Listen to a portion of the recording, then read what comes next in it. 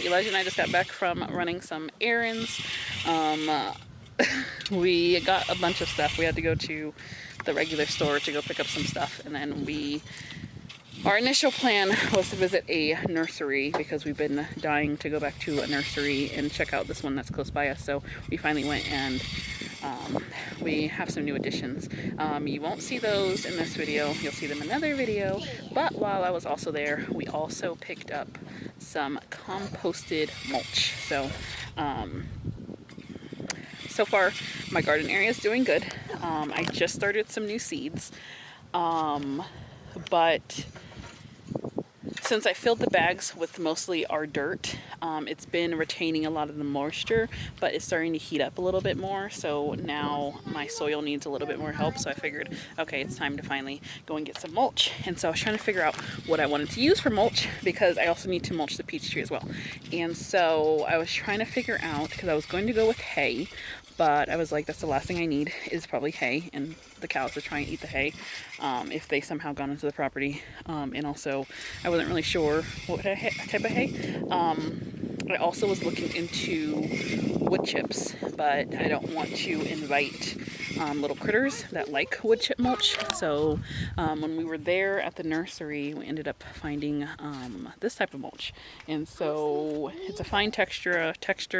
They said it's really good for our area, so that's what we ended up getting. So let me show you what the bag looks like. And it was a really good bag, and I think we paid, how much did we pay for the mulch? 11 bucks? Yeah, we paid like $11 for this bag. So, and it covers about 2 cubic feet. So okay, so this is the mulch that we picked up.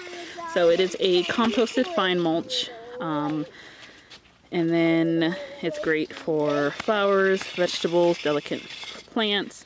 And it's a little bit different because it's not just plain mulch. Like, it has a little bit of compost mixed in it as well, so it should give the soil a little bit of nutrients. But I'm going to go ahead and get this spread with you guys. I'm going to put it in my plants that I have in the play area, so my small garden plants. I'm going to put it on the peach tree. Once we get our other stuff planted, that which you'll see later, I'll also put that inside of a tree as well. I'll also put that, you know, we'll basically be using everywhere, and I'm excited to kind of test it out and see how this does.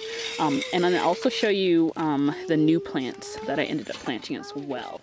Okay, so this one has my kale in it. This is my kale. It also had my romaine in it, but my romaine died back. I ended up having a crazy heat wave in the middle of spring, and it completely took out my romaine. So I was like, okay, that's fine. And then in this one over here, this one has my arugula, which is doing good. And then I had a few more cress. I took 2 out. This one needs to come out too. A couple of my cress died off because of the heat as well. So pretty much I only have these 2 cress left, which are doing good. I can't tell if this one is starting to bolt because it's starting to flower.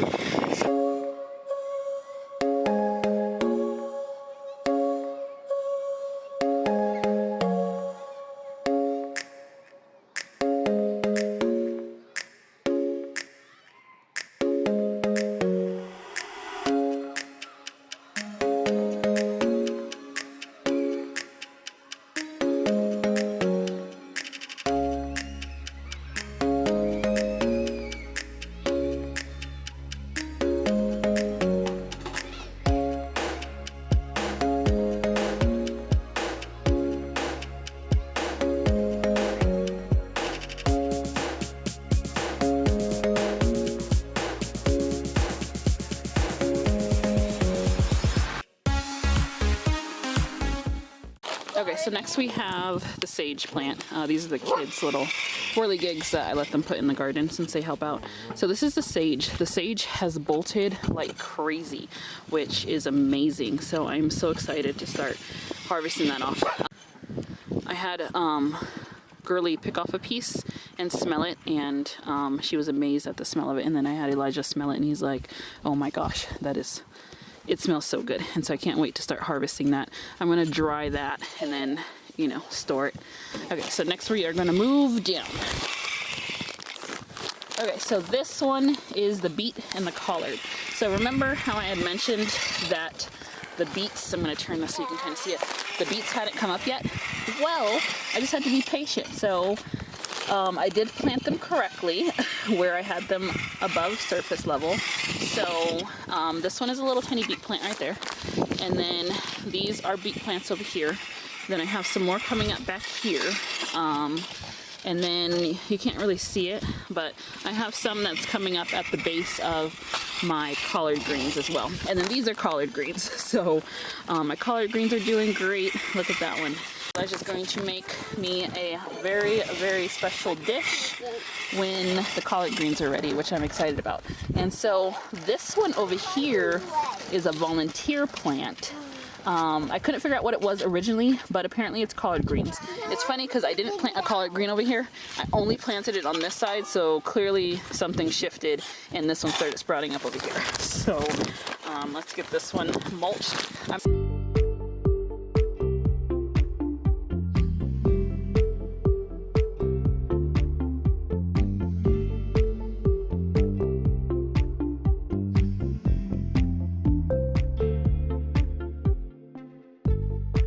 This next one is my Roma tomatoes and my jalapenos, which I am very, very, very proud of.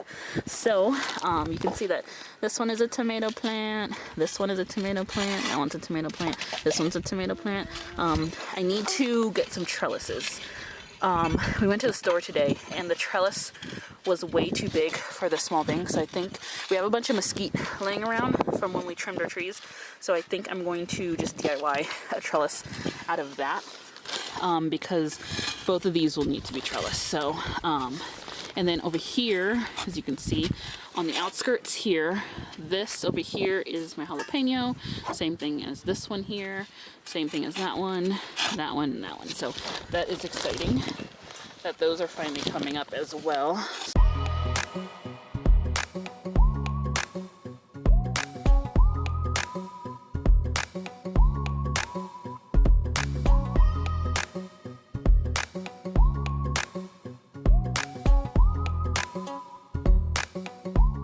Okay, so then we're going to do the very last one, and then I will show you the new plants that we have. Okay, so this is the last one. So this one is my bell peppers and my onions. You can see all the beautiful onions that are coming up all over the place. Bell peppers, I think I'm going to start a second round of bell peppers because these ones are the ones where I direct sowed, and so like I was saying before, it's easier to start them rather than direct sowing because then you can actually see what comes up. You have more variety, more pickings, because none of my bell pepper came up. I did find the other day there's one little green stem right here. You might not be able to see it. It's right in the middle, right there.